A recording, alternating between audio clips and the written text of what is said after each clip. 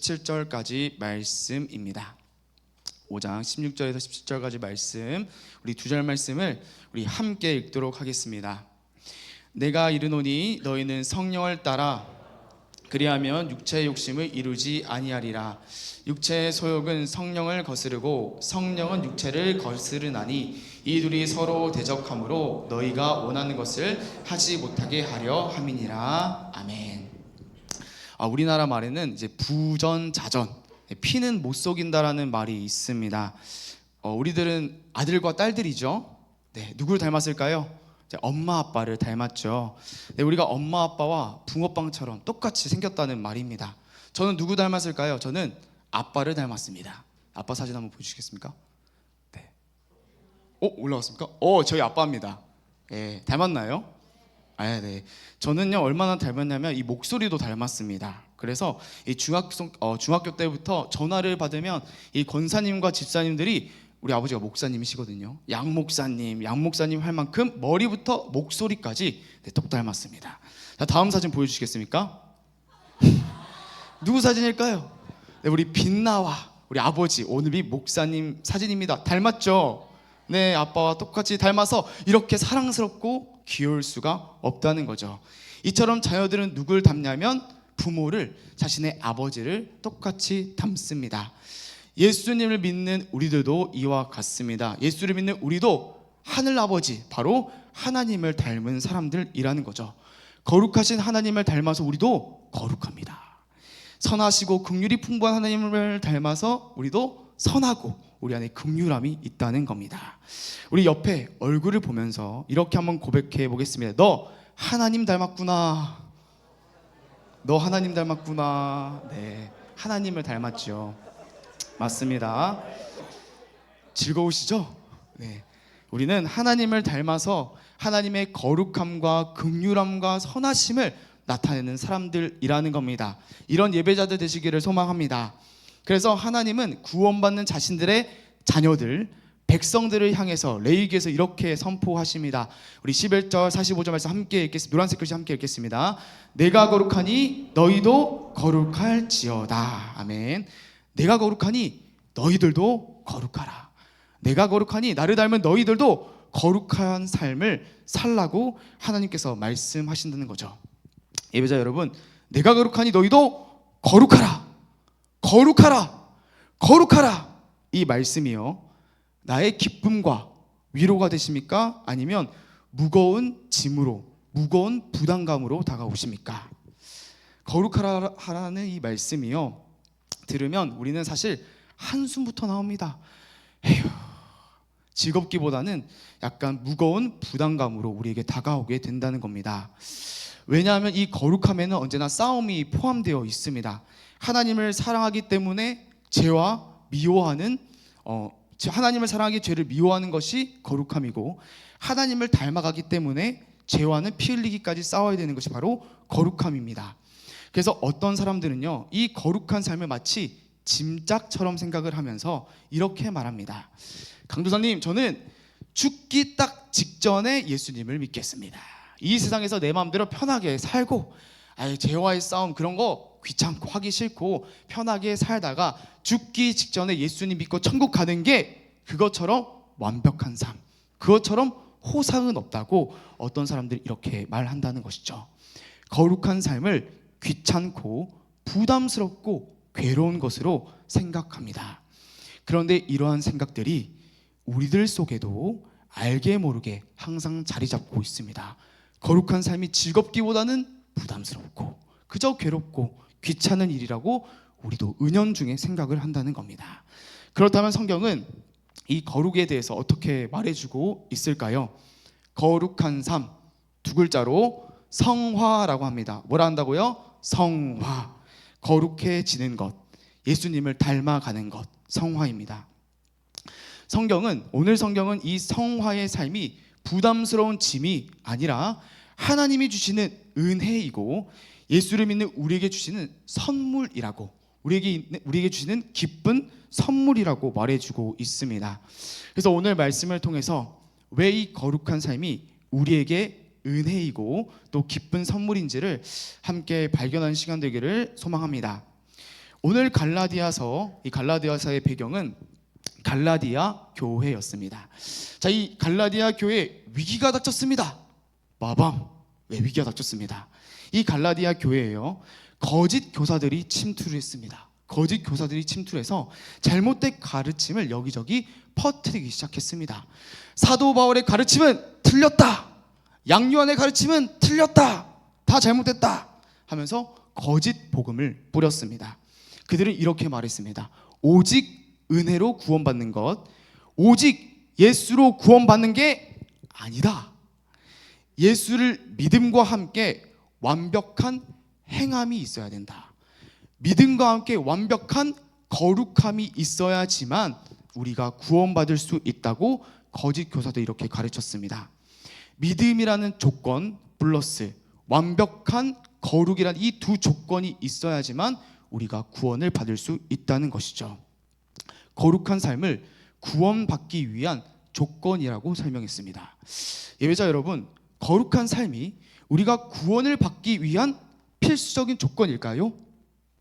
헷갈릴까요? 네. 이런 가르침이 갈라디아 교회만 있던 게 아니라 지금 이 시대에도 동일하게 있습니다. 제가 예전에 유튜브에서 이런 제목을 본 적이 있었습니다. 저는 다른 예배 때도 이걸 이야기했었는데요. 유튜브 제목 썸네일이 이렇게 적혀 있는 겁니다. 구원 열차에서 내릴 수 있다는 사실을 아십니까? 복음의 매운맛 버전. 구원에서 탈락할 수 있다라는 제목으로 이 유튜브가 나오는 거죠. 조회수가 한 30만 되었습니다. 내용인 즉슨 우리가 구원을 이미 얻은 걸로 생각하면 안 된다라는 겁니다. 자, 제가 말하는 게 아니라 그 유튜브에서 이렇게 말했습니다. 이미 구원을 받은 걸로 생각하는 것은 도둑놈 신보라는 거죠. 하나님이 뭐라 하십니까? 그 사람이 말하는 겁니다. 자, 하나님이 뭐라 하십니까? 내가 거룩하니 너희도 거룩하라 하셨습니다. 아멘이십니까? 유튜브에서 이렇게 했습니다. 그러니 우리가 믿음 더하기 거룩한 행함이 있어야지만 우리가 거룩한 행함으로 우리의 구원을 우리가 완성해야 된다고. 거룩한 삶이 없으면 우리는 구원에서 탈락할 수 있다고. 그러니 언제나 긴장감을 가지면서 이 거룩함이란 조건을 만족시키기 위해서 구원을 우리가 완성하기 위해서 힘써야 한다고 유튜브에서 말했다는 것이죠. 제가 말한 거 아닙니다. 자, 어떻습니까? 우리가 거룩한 삶을 통해서 우리가 구원을 완성하는 걸까요? 만약 이것이 사실이라면 거룩한 삶은 무거운 짐이 확실합니다. 내가 구원을 받았는지 안 받았는지 매일 불안해하면서 내가 좀 거룩해진 것 같으면 기뻐하고 내가 좀 죄를 지으면 다시 절망하게 되는 우리의 무거운 짐이 된다는 것이죠. 그러나 오늘 성경은요, 아니다라고 분명하게 말합니다. 갈라디아서 3장 3절 말씀인데요, 우리가 함께 읽겠습니다. 시작. 너희가 이같이 어리석느냐? 성령으로 시작하였다가 이제 육체로 마치겠느냐? 3절에서 그런 교사들을 향해서 어리석다라고 말합니다. 성령으로 시작해서 육체로 마칠 수 없다. 성령으로 시작해서 사람으로 끝낼 수 없다. 구원은 하나님이 시작해서 하나님이 완성하는 것이다. 구원은 은혜로 시작해서 은혜로 완성되는 것이다. 구원은 하나님이 전부하시고 하나님의 은혜로 되는 것이 구원이라고 성경이 오늘 분명하게 말하고 있다는 것이죠. 사람이 완성하는 게 아니라는 겁니다. 그래서 우리 함께 고백해 보겠습니다. 은혜로 시작해서 은혜로 완성됩니다. 맞습니다. 예배자 여러분, 우리가 죄인임을 깨닫고 예수님을 구주로 고백하는 그 일이 우리의 힘으로 된 일일까요? 아니죠. 하나님의 은혜로 우리가 깨닫게 되었습니다. 그렇다면 더욱이 우리가 하나님의 말씀을 기뻐하고 그 말씀을 따라서 원수를 용서하고 나의 정욕을 절제하는 그 모든 거룩한 일이 내가 착해서 가능한 일입니까? 아니라는 거죠. 하나님의 은혜라는 겁니다. 우리가 저번 주에 석계역으로 무엇을 나갔죠? 전도를 나갔습니다. 그렇죠? 좀 어떠셨습니까? 전도 즐거우셨나요? 네. 맞아요. 전도 즐겁긴 했지만 우리가 거절을 많이 당했습니다. 그렇죠? 저는 여러분이 거절당해서 아주 기쁩니다. 왜냐하면 저는 매주 목요일마다 거절을 당하고 있기 때문입니다. 저만 당할 수 없습니다. 근데 우리가 잘못한 것은 없습니다. 그렇죠? 간식을 들고 이렇게 잘생기고 이쁜 얼굴로 웃으면서 그저 교회를 나오라고 했을 뿐인데 사람들의 표정이 싸늘합니다. 우리를 째려봅니다. 무시하고 거절하고 싫어한다는 겁니다. 매주 목요일마다 이 권사님들이 전도를 나가시는데 이 3주 전에 어떤 한 남자분, 30대 초반 정도 되는 제 또래의 남자가 이 권사님을 향해서 예수 전하지 말라고, 다시 한번 이 역 근처에서 예수 전하는 거 발견만 하면 내가 가만두지 않겠다고 이 권사님을 협박했다는 겁니다. 이게 바로 죄인들, 우리들의 현실이지요. 죄인들은 스스로 예수님을 믿는 것이 불가능합니다. 죄인들은 자신의 힘으로 하나님을 기쁘게 하는 것, 거룩한 삶을 단 하나도 살 수 없는 게 바로 죄인들, 우리들이라는 것이죠. 그런데 그랬던 우리들이 무려 예수님을 믿게 되었습니다. 심지어 그랬던 우리들이 어느 순간부터 설교의 말씀이 들리기 시작하고 이 양녀의 강도사의 설교가 막 재밌어지고 기다려지고 했으면 좋겠습니다. 네, 그렇게 되고 이 말씀에 대한 사모함이 우리의 마음 가운데 생기기 시작합니다. 또 내 황금 같은 휴가를 반납하고 내돈내산으로 선교를 가는 것이 나의 기쁨이 되고 교회에서 봉사하는 것, 하나님께 기도하는 시간이 나에게 위로가 되는 그런 세상이 전혀 이해할 수도 없고 납득할 수도 없는 일들, 그 거룩한 일들이 내 삶 가운데 마구 나타나기 시작한다는 겁니다. 이 모든 일이 내가 유독 착해서 가능한 일입니까? 아니라는 것이죠. 내 힘으로 된 것이 아니라 하나님의 은혜라는 겁니다. 하나님이 우리를 사랑하심으로, 자녀를 삼아주심으로, 성령이 우리 안에 거하심으로 우리를 매일매일 거룩하게 예수를 닮은 자들로 우리를 만들어가고 계신다는 거죠. 시작도 은혜이고 완성도 은혜입니다. 그래서 우리가 함께 고백해 보겠습니다. 자녀됨도 은혜, 자녀로 살아감도 은혜. 자녀됨도 은혜, 자녀로 살아감도 은혜. 우리가 하나님의 자녀가 된 것도 하나님의 은혜이고요, 하나님의 자녀로서 거룩한 삶을 살아가는 것도 하나님의 은혜로 된다는 겁니다. 이를 믿으십니까? 우리에게 하나님의 자녀들로 거룩한 삶을 살 수 있도록 은혜를, 선물들을 매일매일 허락해 주신다는 것이죠. 이 사실을 알 때에 우리 신앙생활에 하나님을 향한 기쁨과 감사가 회복되기 시작합니다. 오늘 하루도 내가 조금이나마 예수를 닮아갑니다. 저 사람을 용서하는 마음이 조금이나마 더 생기고 말씀을 조금이나마 더 묵상하게 되고 이 모든 것이 하나님의 은혜임에 감사합니다. 찬양합니다. 이 복음 안에서의 기쁨과 자유함이 우리 안에 가득해지게 된다는 거죠. 그런데 만약에 우리가 이 사실을 잊게 된다면 거룩한 삶이 은혜로 주어진 것을 잊고 마치 거짓 교사들처럼 거룩한 삶이 내 힘으로 내가 이뤄낸 나의 자격이라고 생각하면 어떤 일들이 벌어질까요?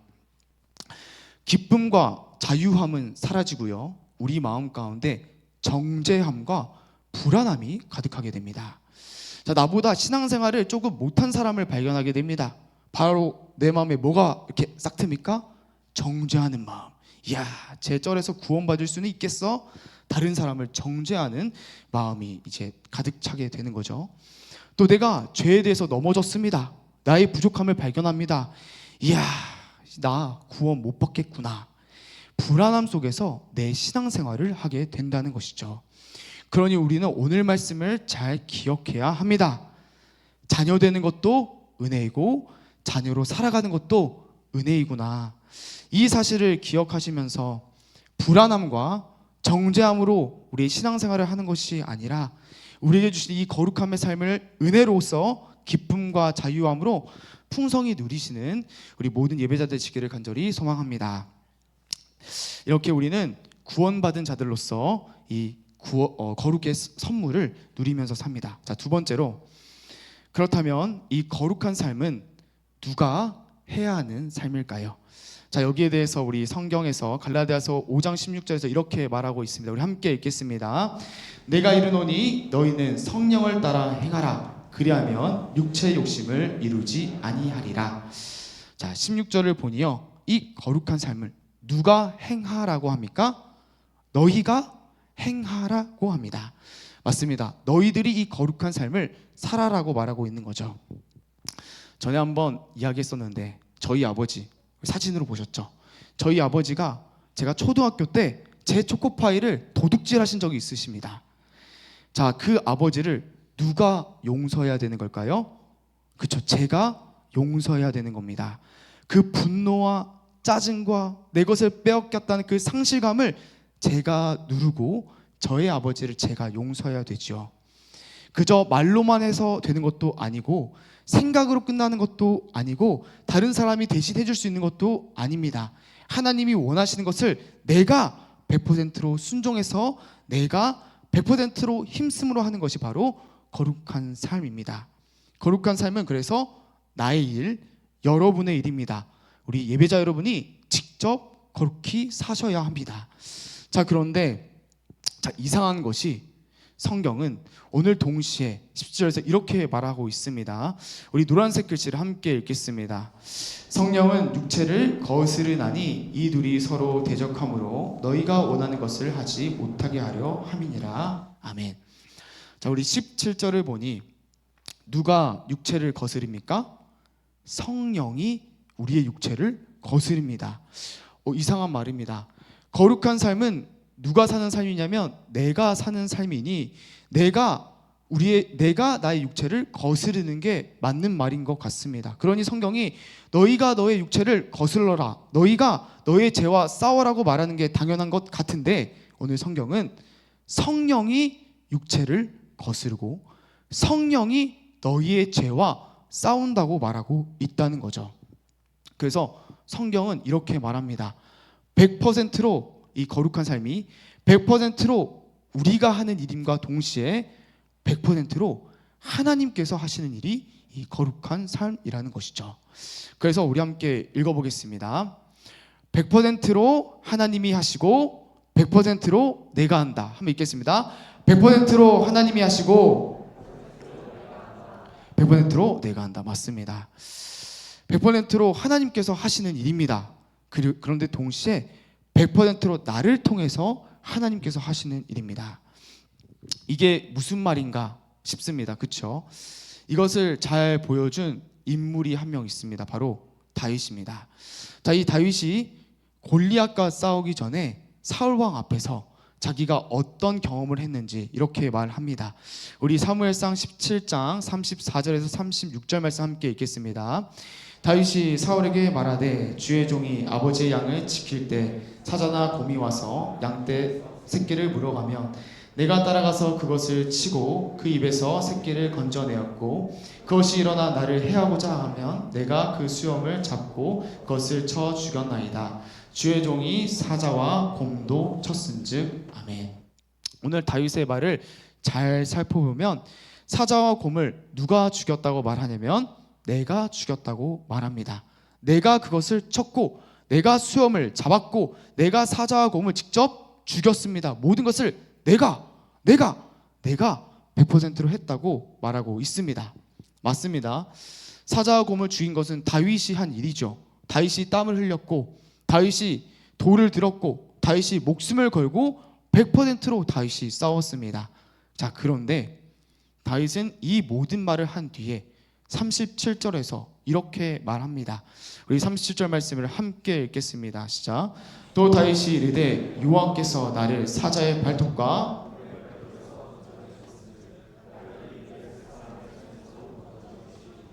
아멘.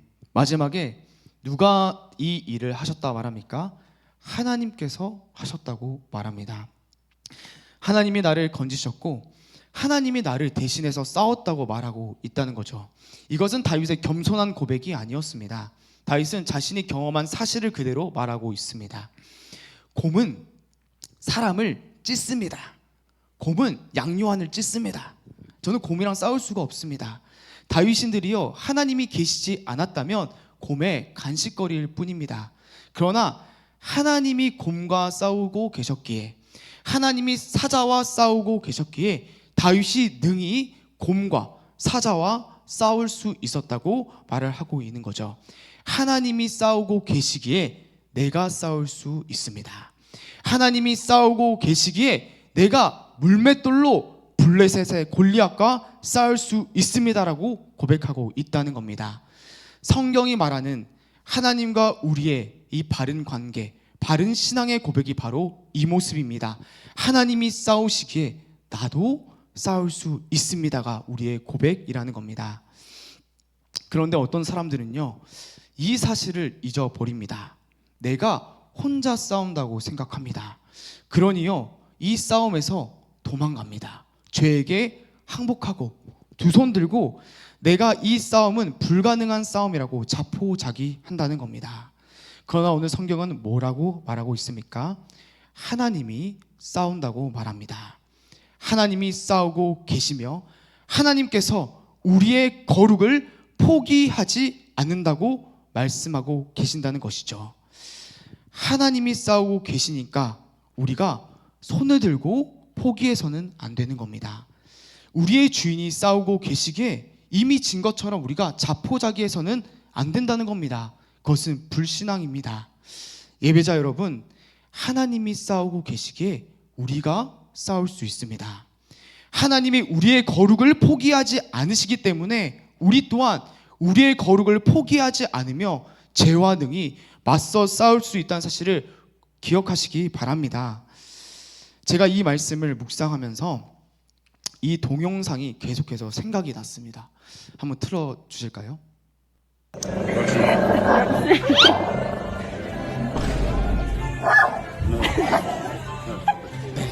자, 이 강아지가요, 이 쬐끄만 강아지가 사자를 향해 감히 잡아먹을 듯이 막 짖고 있습니다. 자, 왜 이토록 이 강아지가 사자를 향해 열심히 짖고 막 싸울 기세로 달려드는 걸까요? 누가 있기 때문입니까? 주인이 있기 때문이죠. 내 주인이 있기에 나는 무적 강아지다. 내 주인이 있기 때문에 사자 너도 내 한입거리다. 이 주인이 있음을 알기에 사자를 향해서 담대히 싸움을 걸어온다는 겁니다. 우리의 모습이 이러해야 된다는 거죠. 다윗이 이와 같이 나아갔다는 겁니다. 우리 앞에 있는 죄와 유혹들 앞에서 이미 져버린 것처럼 우리는 꼬리를 내려서는 안 됩니다. 우리의 주인이 싸우고 계시기에 나는 무적 청년부이다. 우리의 주인이 나의 거룩함을 포기하지 아니하시기에 나 또한 나의 거룩함을 포기할 수 없다가 우리의 고백이 되며 그것을 우리가 승리해야 된다는 겁니다. 예배자 여러분, 혹시 삶 가운데에 나의 연약함과 죄로 인해 넘어진 부분들이 있으십니까?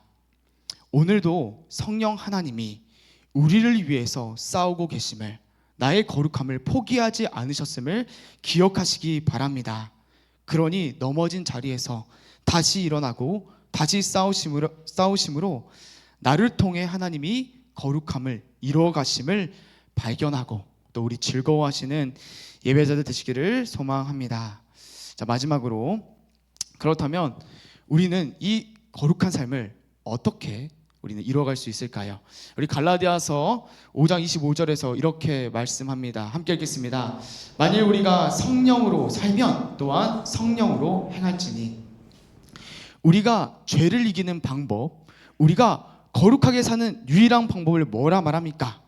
너희가 더 열심을 내야 되고 너희가 더 의지력을 강화시켜야 된다가 아닙니다. 성령으로 살고 성령으로 행하라. 성령의 것을 붙들라고 말합니다. 이게 무슨 말일까요? 자, 저녁에 집에 들어가면 방이 어두컴컴합니다. 그렇죠? 자, 이 어둠을 몰아내기 위해서 우리에게 필요한 것은 무엇일까요? 바로 빛입니다. 빛이 들어오면 어둠은 물러갑니다. 그렇죠? 빛이 들어오면 어둠은 자연스럽게 사라지게 된다는 겁니다. 이와 같이 죄에 대해서 우리가 하는 행동이 동일합니다. 우리 안에 빛으로 채우면 어둠이 물러갑니다. 우리 안에 예수로 채우면 우리의 죄성과 그 유혹들을 우리가 이길 수 있다는 거죠. 빛과 예수와 성령으로 우리를 가득 채워야 한다는 거죠. 말씀과 기도를 통해 예수님으로 우리 가득 채우는 것이 바로 거룩히 살 수 있는 유일한 방법이라고 오늘 성경은 말합니다. 자, 어떤 친구가 저에게 잘못을 했습니다. 짜증이 나고 화가 납니다. 시간이 해결할 거야 하면서 가만두면 어떤 일이 생길까요? 그 분노가 사라지는 게 아니라 곱씹을수록 화가 나고 곱씹을수록 이해가 되지 않습니다. 시간이 지난다고 해결되는 것이 아니라요, 하나님의 말씀이 그리고 성령의 도움을 구하는 그 기도로서 우리가 예수의 사랑과 긍휼로 가득 채울 때에 우리가 그 분노를 이길 수 있다는 겁니다. 자, 한 목사님의 이야기입니다. 자, 우리 교회 아닙니다. 우리 교회 아니고 다른 교회 목사님 이야기입니다. 자, 이 목사님께서 담임 목사님이 되셔서 이 새로운 교회에서 목회를 시작하셨다고 합니다. 자, 이렇게 새로운 목회를 시작하는데 이 장로님 한 분이 이 목사님을 무진장 싫어하셨다는 거죠. 뭐만 하면 싫다, 뭐만 하면 안 된다, 이 젊은 새로운 목사가 와서 우리 교회를 다 망치려고 한다 라고 하면서 이 안 좋은 소문을 막 퍼뜨리고 이 목사님을 굉장히 괴롭게 하셨다는 겁니다. 그래서 이 목사님께서 장로님 때문에 막 살이 쭉쭉 빠지고 머리카락이 빠지고 막 다 빠지셨다는 거죠. 그리고 이 마음 가운데 미움과 이 분노가 막 자리 잡기 시작했다는 이 말을 들었습니다. 그래서 이 목사님이 결정을 하셨습니다. 어떤 결정을 하셨을까요?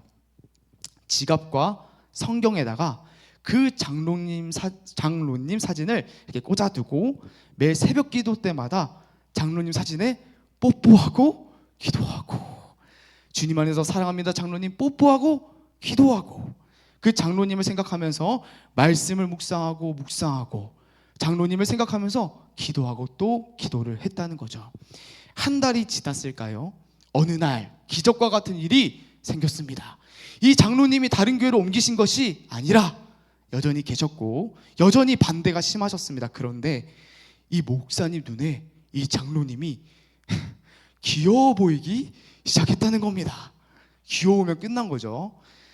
이 장로님께서 반대를 합니다. 목사님 그거 안 됩니다 하면 아이가 땡깡 쓰는 것처럼 귀여워 보이고 여자친구와 투정을 부리는 것처럼 이 사랑스러워 보이는 이런 안목이 생기게 됐다는 거, 놀라운 일이 생겼다는 거죠.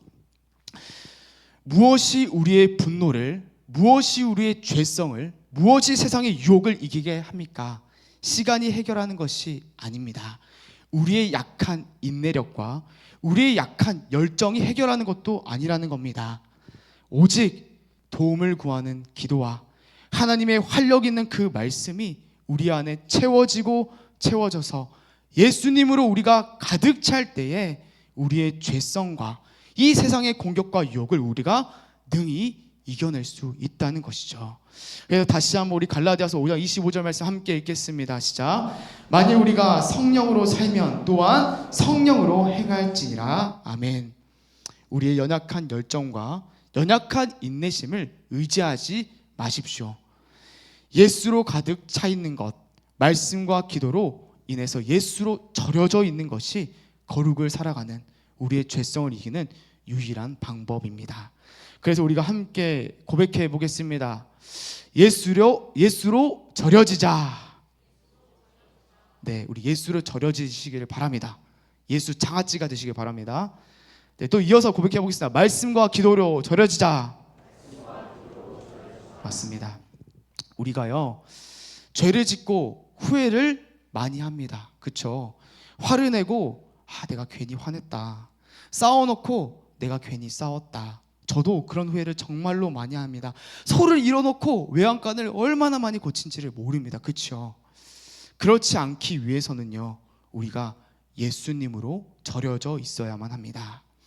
모든 죄성과 유혹으로부터 단단히 견디기 위해서는 우리의 연약한 열정과 의지가 아니라 예수님으로 채워져 있을 때 우리가 이길 수 있다는 사실입니다. 그래서 오늘 말씀을 기억하심으로써 이 거룩한 삶이라는 은혜, 이 선물을 말씀과 기도 안에서 풍성히 누리시고 우리 경험하시는 우리 모든 사부 예배자 되시기를 간절히 소망합니다. 우리 함께 제가 기도하고 마치겠습니다. 하나님 아버지, 오늘 말씀을 들었습니다. 우리가 은혜로 구원을 받았고 은혜로 우리의 삶을 하나님이 만들어 가심을 우리가 기억하며 나아갑니다. 매일의 삶 가운데에 주님을 더 의지하며 나아갑니다. 말씀을 더 의지하고 기도를 더 의지하고 내 안에 예수로 더 채워서 우리의 모든 삶이 하나님께서 거룩한 삶으로 만들어 가시고 우리의 모든 삶을 통해 하나님의 사랑과 긍휼과 화평함이 넘치는 우리 모든 사부 예배자들 될 수 있도록 하나님 은혜로 함께하여 주시옵소서. 예수님 이름으로 기도드렸습니다. 아멘. 우리 함께 주기도문으로 예배를 마치도록 하겠습니다. 하늘에 계신 우리 아버지여, 이름이